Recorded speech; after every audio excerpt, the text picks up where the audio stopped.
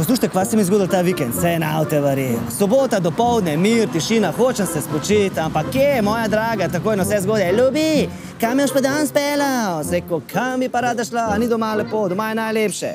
Kakšen si? Zapečkaren, zategnen, sem kamor me ne peleš, bla, bla, bla, bla, bla, bla, in valjda, to, ki je težila, dokler nisem popustil. Seko, okej, kam hočeš ti? Kam? Jaz bi šla rada na veliko planino. Na planino, ma nemoj. Može, ampak boš ti vozila. In so šla. Šla sva, ona je vozila, gledala sva čisto navdušene kravce, ovčke. Poka sem šla na vrh in se je pa otrga. Lej, kako je lepo, lej, kle bom parkirala, pa greva pogledati tole razredno točko. In moram priznati, lepo je bilo, ful, tišina, mir, narava, razgled, bombastično, 5 sekund. Dokler ni ona se spomnila, ja, to moram slikati, to moram selfie narediti, slej, kako lepo, grem po telefonu v avto. Se oprne in se takoj začne dreti. Miki, avta ni več, zginil je. Sem rekel, kako je zginil? Se obrnem, pogledam, avta res ni bilo več tam, ampak 200 metrov nižje.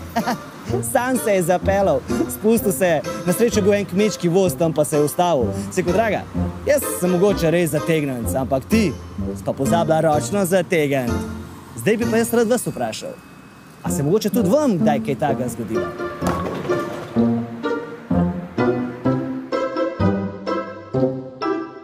Če imate tudi vi kakšno nenavadno zgodbo, ki se vam je zgodila na cesti, jo delite z nami, pritisnite tale link spodaj in obljubim vam, da bojo najboljše zgodbe bogato nagrajene. Mater, je šla deleč. A je šla? Spi malo.